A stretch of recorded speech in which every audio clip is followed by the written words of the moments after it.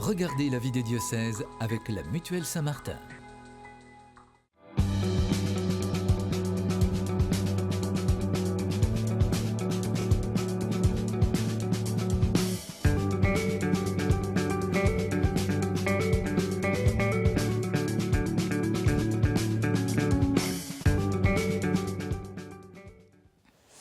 Bonjour à toutes et à tous et bienvenue dans la vie des diocèses sur KTO Télévision et KTO Radio. Comme chaque semaine, nous partons à la découverte d'un territoire, d'un diocèse et de son évêque. Et aujourd'hui, nous allons en Île-de-France et plus particulièrement dans les Yvelines pour parler du diocèse de Versailles. Dans cette émission, nous irons découvrir les lieux de formation des séminaristes du diocèse et nous en saurons plus sur la nouvelle paroisse en cours de construction à Montigny et voisin le bretonneux Saint-Joseph-le-Bienveillant. Quelques mots sur le département des Yvelines qui fait partie des territoires attractifs de l'Île-de-France entre ville et campagne. On oublie parfois que ce département contient des espaces ruraux et avec une filière agricole importante.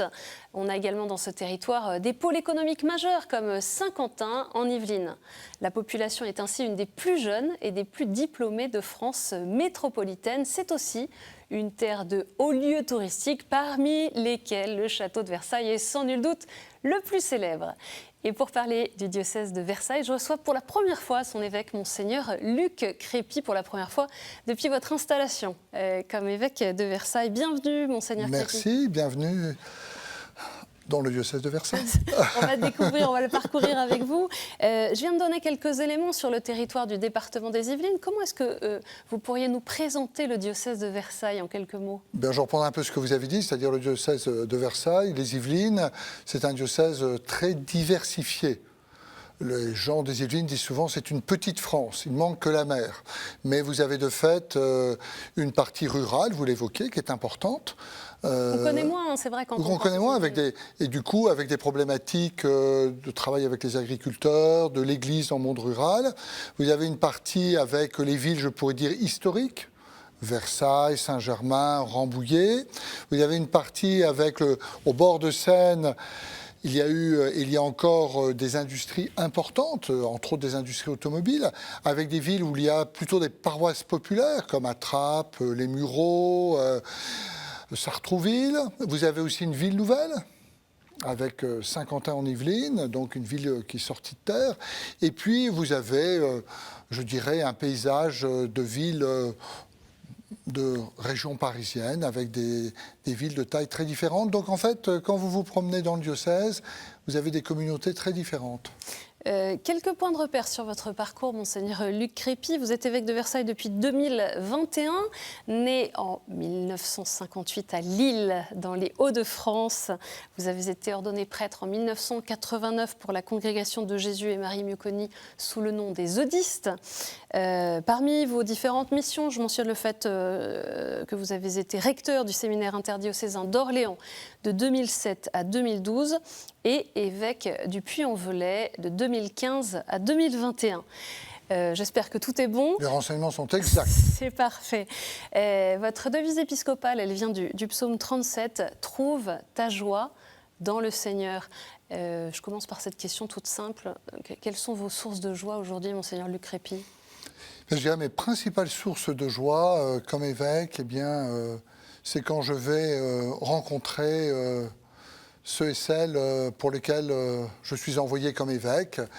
Par exemple, j'aime beaucoup les visites pastorales, c'est-à-dire des visites au cours desquelles l'évêque vient visiter une paroisse, deux paroisses, un doyenné, c'est variable. Donc je vais passer en général 3 ou 4 jours dans un territoire donné et je rencontre vraiment un peu à la fois les paroissiens, mais aussi les acteurs de la société civile, les maires. Je rencontre des gens qui sont dans le domaine de l'industrie, du commerce, des agriculteurs, bien sûr, puisqu'il y en a. Et donc, c'est, si vous voulez, cette rencontre. Un évêque, c'est un peu, d'une certaine manière, un berger avec un troupeau. Eh bien, si l'évêque ne connaît pas très bien son troupeau, il y a quelque chose qui ne va pas. Et donc, une source de joie, c'est d'être finalement avec tous ces baptisés si différents, mais cette rencontre de nombreuses communautés qui sont vraiment très vivantes, très joyeuses. Vous avez déjà eu le temps de faire le tour de toutes les réalités. Je pense que réalités j'ai fait la moitié pour l'instant. Il reste encore... Vous savez, un évêque doit visiter son diocèse en 5 ans, donc là je suis un petit peu en retard peut-être, puisque ça fait 3 ans que je suis là, mais je vais mettre le rythme un peu plus fort. Je le disais, dans votre parcours, vous êtes d'origine un religieux eudiste, avec une spiritualité très marquée autour du cœur de Jésus et de Marie. Que représente aussi cette spiritualité pour vous aujourd'hui? Alors, je ne suis pas tout à fait un religieux, je fais partie d'une société de prêtres, c'est une petite nuance, mais de fait, Saint Jean-Eudes est un saint un prêtre au XVIIe siècle, qui avait tout un renouveau spirituel et pastoral, et qui prêchait des missions dans les campagnes en France. Et pour parler de l'amour de Dieu, a commencé par parler du cœur de Marie, le cœur d'une mère. Qu'est-ce qu'il y a dans le cœur d'une mère? L'amour pour son fils et l'amour de son fils, le cœur de Marie. Puis il est passé en parlant du cœur de Jésus, l'amour pour tous. Et finalement, dans ses missions, il parlait beaucoup de l'amour de Dieu en disant que, voilà, le cœur d'une mère, le cœur du Christ, et comment notre cœur ne peut faire qu'un avec le cœur de Jésus et le cœur de Marie. C'était, vous voyez, des symboles très simples pour parler aux paysans, principalement de Bretagne, de Normandie, qui à l'époque ne connaissaient pas grand-chose. Eh bien, c'était des images fortes et simples. Et donc, moi, je suis, dans cette perspective. Une image qui peut nous rejoindre aujourd'hui encore. On va découvrir une des réalités du diocèse, puisque à quelques mois du déménagement du séminaire diocésain de Chatou à Versailles, nous sommes allés à la rencontre des formateurs de la maison Saint-Jean-Baptiste, où se vit ce qu'on appelle l'année de propédeutique, et également du séminaire de Versailles, qui propose 2 années de premier cycle. C'est un reportage d'Ophélie Marien.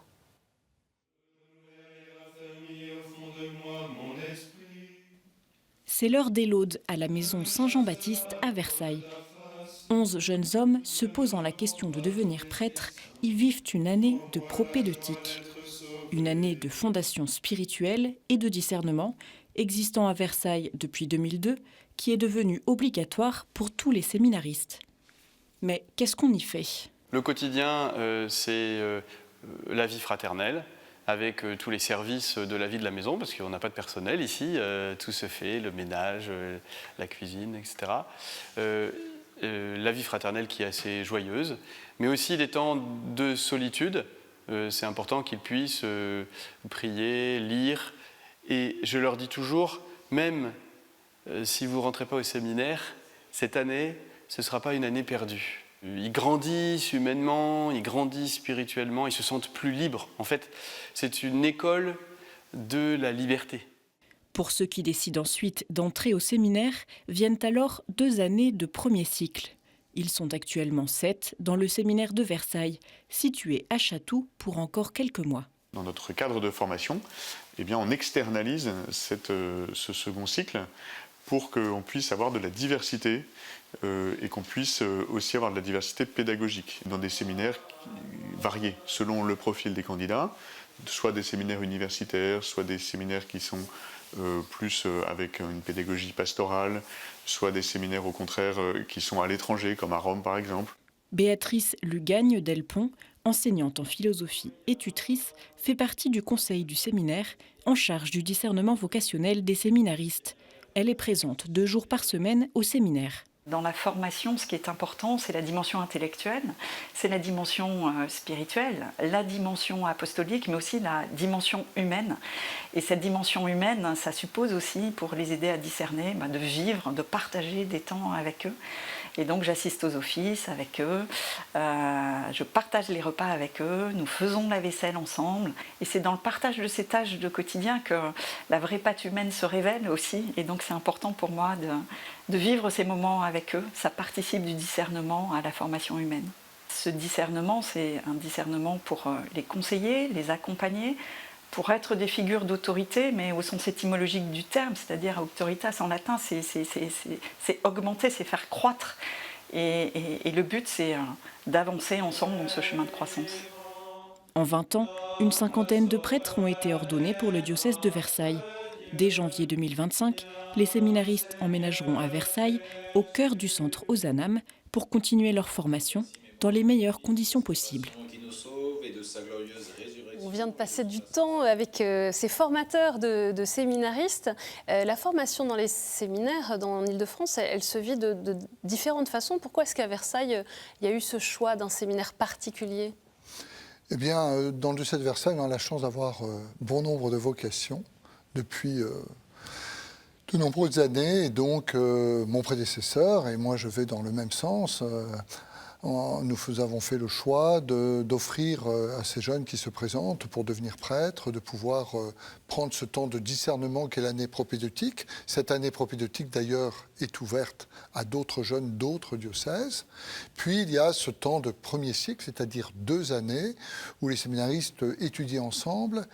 Et si vous voulez, cela permet aussi de créer des liens entre les séminaristes et les futurs prêtres, puisque après le premier cycle, ils partent, comme cela est évoqué dans le reportage, dans différents séminaires, ce qui leur permet d'avoir d'autres expériences, de rencontrer d'autres jeunes, d'autres diocèses et donc d'autres réalités ecclésiales. Vous voyez, c'est un temps finalement qui permet de mettre du lien entre ceux qui seront prêtres d'un même diocèse. Et ça, c'est important. Vous avez fait le choix aussi donc d'investir dans un nouveau bâtiment. On va voir quelques images des travaux en cours. Quelle est l'idée dans ce déménagement qui est à venir ? Bien, le séminaire de Chatou devenait un peu petit et surtout, un grand manque dans ce séminaire, c'est qu'il n'y avait de la place que pour un formateur. Et il est bon pour former des futurs prêtres, comme le demande d'ailleurs la ratio. Hein, il est bon d'avoir une équipe avec... C'est le document de référence pour la formation. Voilà, il est bon d'avoir une équipe de 3 formateurs. Et donc, il n'y avait pas les moyens de pouvoir loger 3 formateurs. Donc, nous avons déménagé. Alors, l'autre intérêt, c'est que nous sommes passés de Chatou, où certes, c'est un endroit très sympathique, mais on est parti dans une partie plus centrale du diocèse.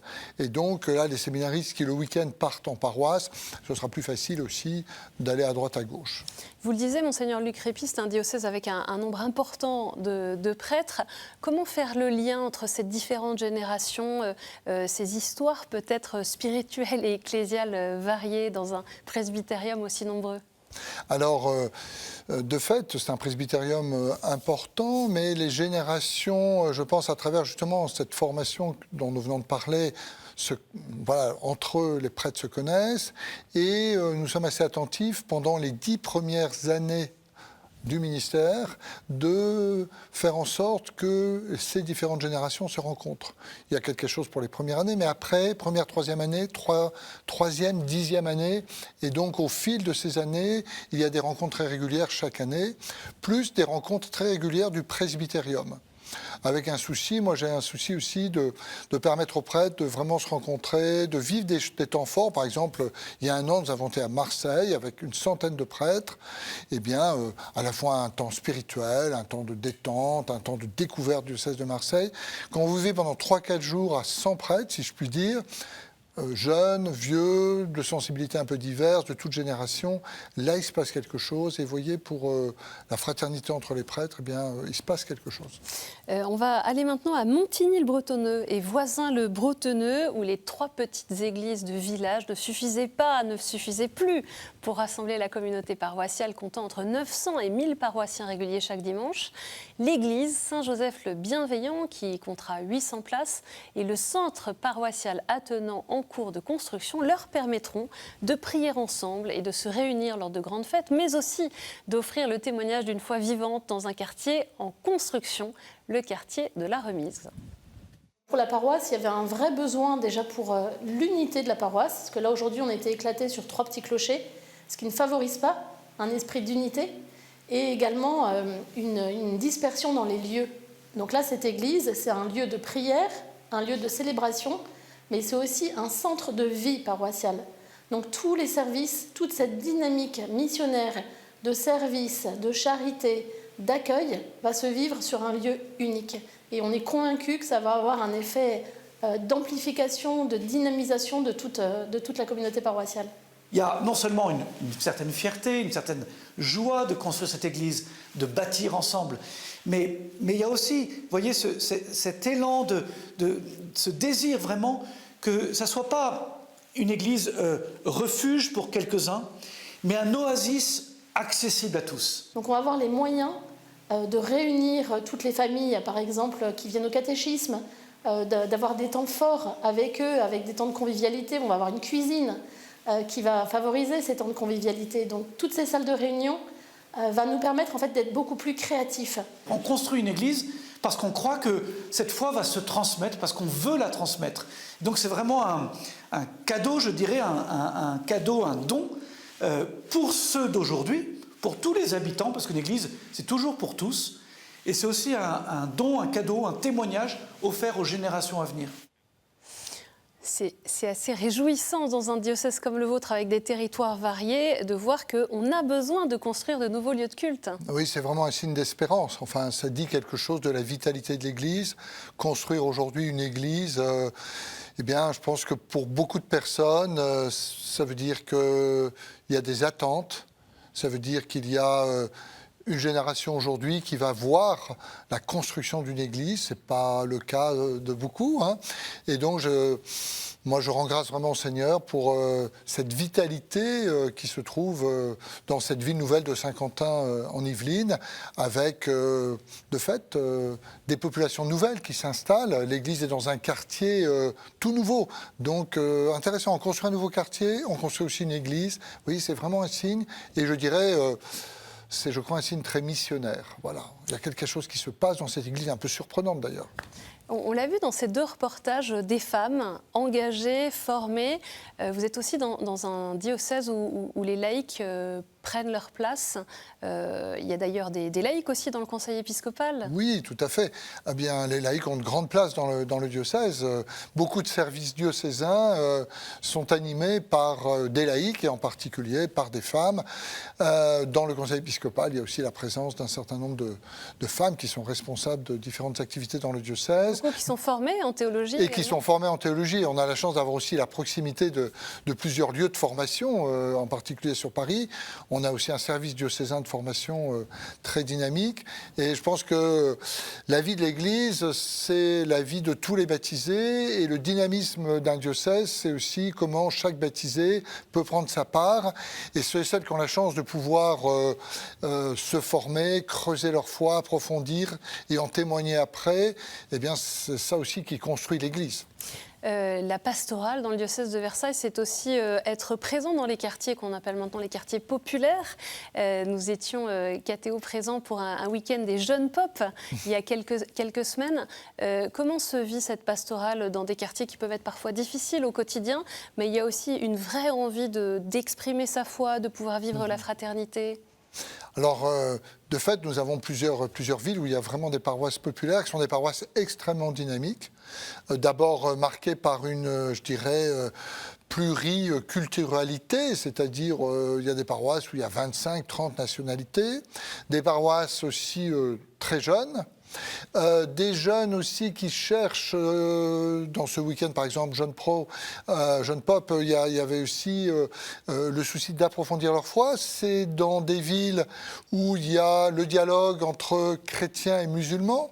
Et donc les jeunes chrétiens veulent aussi pouvoir échanger avec leurs amis musulmans pour dire, ben voilà, nous être chrétiens, voilà ce qui est un peu au cœur de notre foi, voilà ce qui est important. Être capable, rendre compte de sa foi, sa foi, d'où des week-ends comme celui dont vous parlez, qui a réuni, je crois, 80 jeunes, plutôt des jeunes adultes, hein, où ils ont finalement acquis un certain nombre d'éléments pour pouvoir dialoguer. Je pense que nos communautés, dans ces communes où il y a une population musulmane importante, une population chrétienne vivante, et bien tout ce qu'on peut faire pour travailler au dialogue interreligieux et dans les jeunes générations, ça me semble très important, et bien c'est quelque chose de très riche, si vous voulez.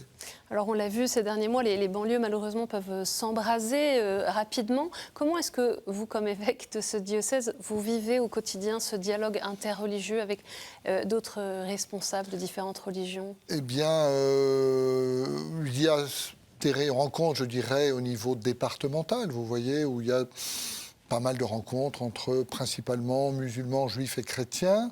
Mais je dirais que le dialogue religieux, il est d'abord sur le terrain, au quotidien. Et dans pas mal d'endroits, je dirais quand même que la communauté catholique est souvent moteur en faisant des propositions. Quand je fais par exemple une visite pastorale, je rencontre toujours les autres communautés religieuses. S'il y a une synagogue, je vais aller rencontrer nos amis juifs. S'il y a une mosquée, je vais rencontrer nos amis musulmans. Et voilà, tout ce qu'on peut faire pour faciliter le dialogue, pour montrer que les religions peuvent être ensemble quand elles dialoguent au service d'une meilleure écoute, d'une paix, de quelque chose pour se comprendre. Je crois que c'est une belle mission de l'Église. Paul VI disait que l'Église doit se faire au dialogue et conversation. Eh bien, je dirais, dans le dialogue interreligieux, c'est ce que nous essayons modestement de faire.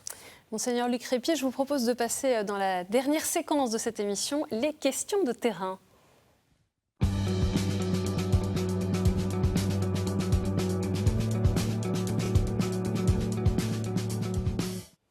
Et on a une première question d'Astrid, qui est membre avec son mari de la communion Priscille et Aquila. Bonjour, Monseigneur. Je me demandais comment c'était possible, en pensant à cette parole de Pierre qui nous dit qu'il n'y a pas d'autre nom que celui de Jésus par lequel nous puissions être sauvés.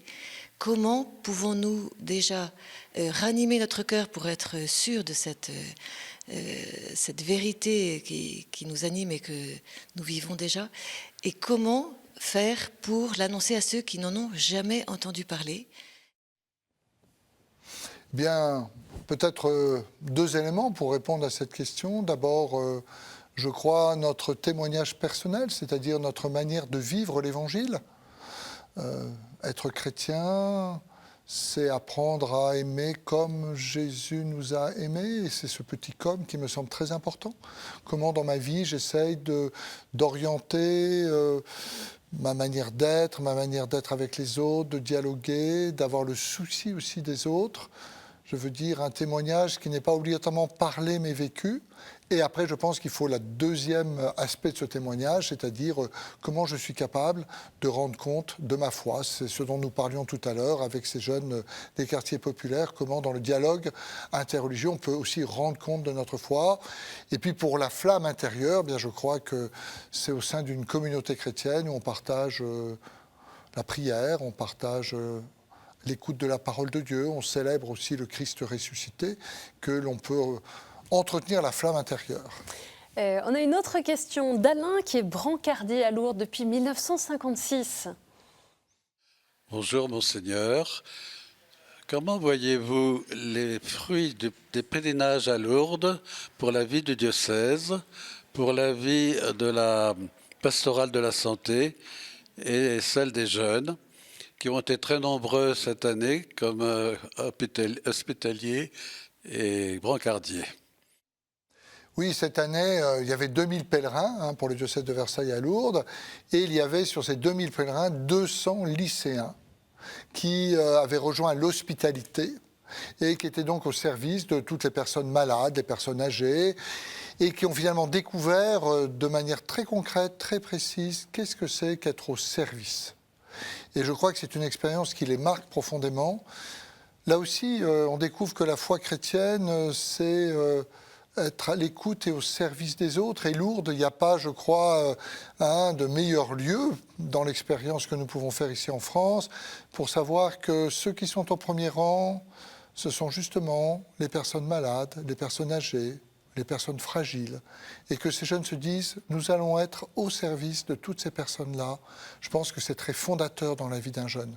Et je pense que c'est un des fruits importants de permettre à tous ces lycéens. Il y avait aussi beaucoup de collégiens qui n'ont pas pu faire comme leurs grands frères ou leurs grandes sœurs. Dans quelques années. Dans quelques années, mais aussi ils ont perçu comment leurs aînés étaient à côté des fauteuils roulants, étaient au service, donnaient à boire, apportaient à manger.